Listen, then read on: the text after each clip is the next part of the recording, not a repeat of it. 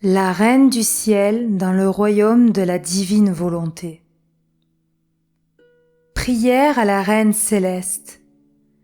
Reine immaculée, ô céleste maman, en ce mois qui t'est consacré, je me place sur tes genoux maternels, m'abandonnant entre tes bras comme ton enfant chéri, et te demandant avec véhémence la plus grande de toutes les grâces, celle que tu m'admettes à vivre dans le royaume de la divine volonté.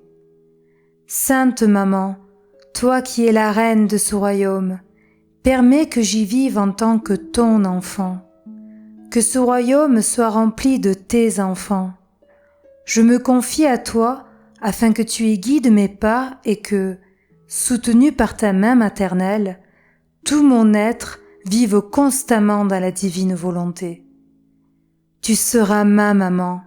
À toi, ma maman, je confie ma volonté pour que tu l'échanges contre celle de Dieu et qu'ainsi je sois assurée de ne jamais quitter cette divine volonté. Je te prie de m'éclairer afin que je comprenne bien ce qu'est la divine volonté. Amen. Je vous salue, Marie, pleine de grâce. Le Seigneur est avec vous. Vous êtes bénie entre toutes les femmes, et Jésus, le fruit de vos entrailles, est béni.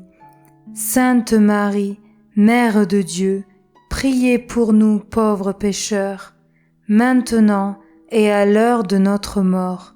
Amen. 19e jour. Les portes du ciel s'ouvrent.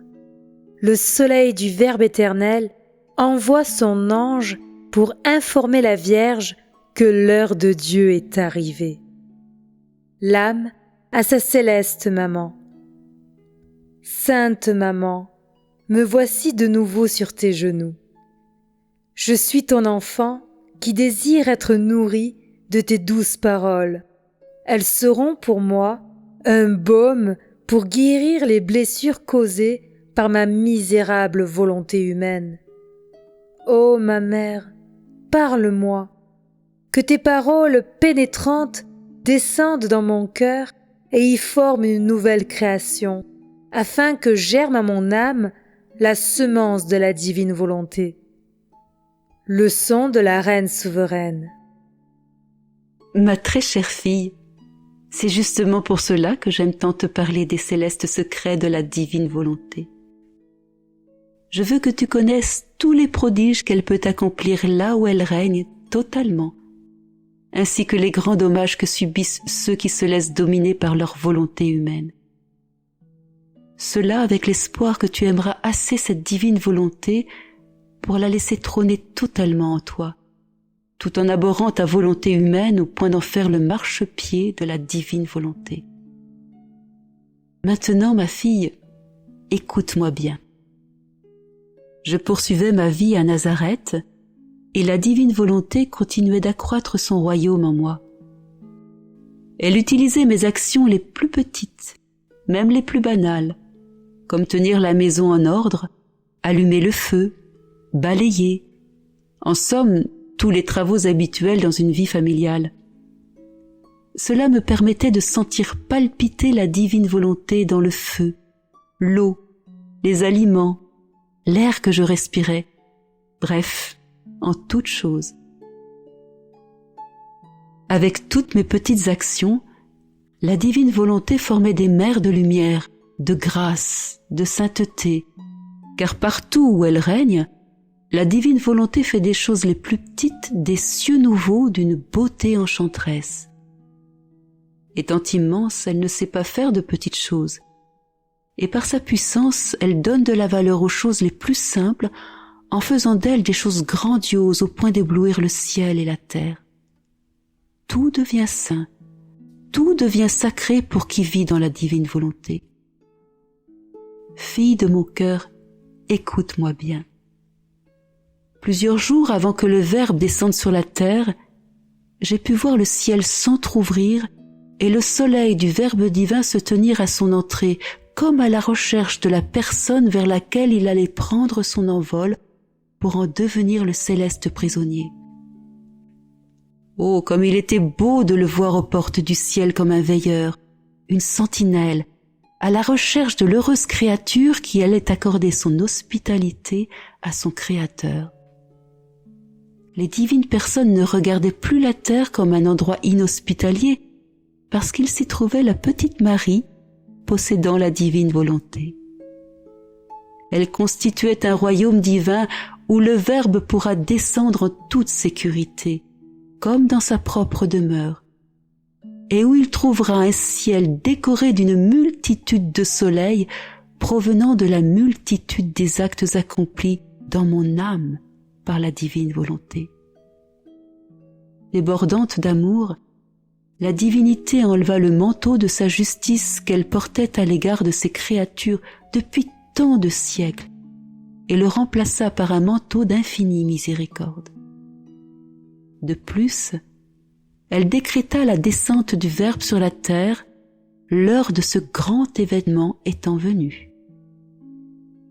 À cette nouvelle, le ciel et la terre furent sidérés et se mirent à l'attention pour être les spectateurs de cet excès d'amour si grandiose, de ce prodige si extraordinaire.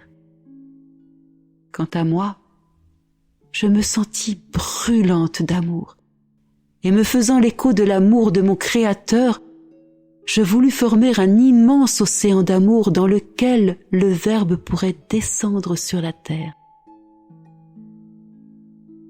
Mes prières étaient incessantes, et pendant que je priais dans ma petite chambre, un ange me fut envoyé du ciel comme un messager du grand roi. Il se plaça devant moi, et se prosternant, il me salua en disant « Salut, ô Marie, notre reine. La divine volonté t'a comblée de grâce.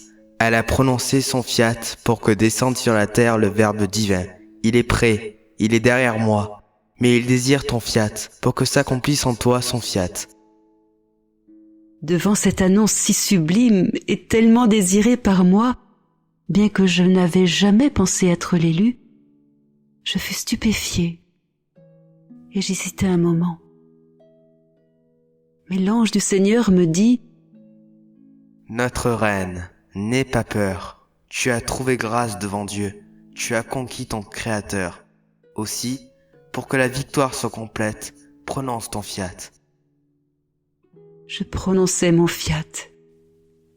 Et, ô merveille, les deux fiats fusionnèrent, ce qui eut comme conséquence la descente du Verbe divin en moi. Mon fiat auquel Dieu accorda la même valeur qu'au sien donna vie à la toute petite humanité du Verbe divin à partir de la semence que constituait mon humanité. Ainsi, le grand prodige de l'incarnation fut accompli. Ô puissance de la divine volonté, tu m'élevas si haut et me rendis si puissante que tu as pu déposer en mon intérieur cette petite humanité qui devait enfermer le Verbe éternel, que ni le ciel ni la terre ne pouvaient contenir. Les cieux furent secoués et toute la création prit une attitude de fête. Exultant de joie, ils se rassemblèrent autour de la petite maison de Nazareth pour rendre leurs hommages et leur respect au Créateur devenu homme. Dans leur langage muet, ils disaient « Ô prodige des prodiges, que seul un Dieu pouvait accomplir!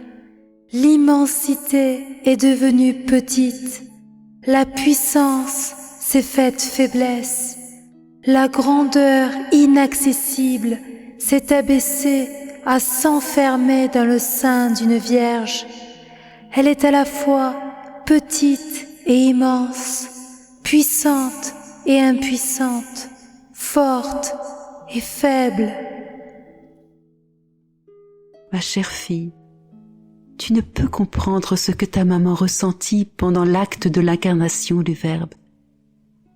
Tout faisait pression sur moi pour que je prononce mon fiat, que je pourrais qualifier de tout-puissant.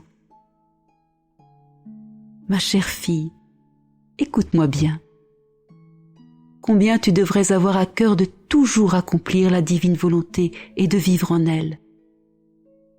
Ma puissance est toujours là. Laisse-moi prononcer mon fiat dans ton âme. Mais pour que je puisse le faire, il me faut le tien. Le bien véritable ne peut s'accomplir par une seule personne. Les travaux les plus grands se font toujours à deux. Dieu lui-même ne voulut pas accomplir le grand prodige de l'incarnation seul. Il m'a voulu avec lui dans cette entreprise. Par son action et la mienne, la vie de l'homme-dieu prit forme et la destinée de l'espèce humaine fut restaurée. Le ciel ne fut plus fermé et tous les biens furent placés entre les deux fiat. Disons ensemble fiat, fiat, et mon amour maternel déposera en toi la vie de la divine volonté. C'est assez pour l'instant. Demain, je t'attendrai de nouveau pour te raconter la suite de l'histoire de l'incarnation.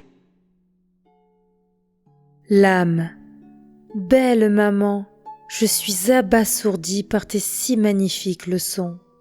Je te prie de prononcer ton fiat sur moi. Je prononcerai le mien en même temps. Ainsi, le fiat que tu souhaites tant voir se réaliser dans ma vie prendra forme en moi. Petite pratique. Aujourd'hui, pour m'honorer, tu viendras donner le premier baiser à Jésus et tu lui diras 9 fois que tu veux accomplir sa volonté. Par la suite, je répéterai le prodige de la conception de Jésus dans ton âme. Oraison jaculatoire, Reine toute puissante, prononce ton fiat en mon âme pour que la divine volonté prenne vie en moi. Chaque matin, chaque midi et chaque soir, redisons à notre maman: Maman, je t'aime, aime-moi toi aussi, et donne à mon âme une petite portion de divine volonté. Bénis-moi pour que je fasse toutes mes actions sous ton regard maternel.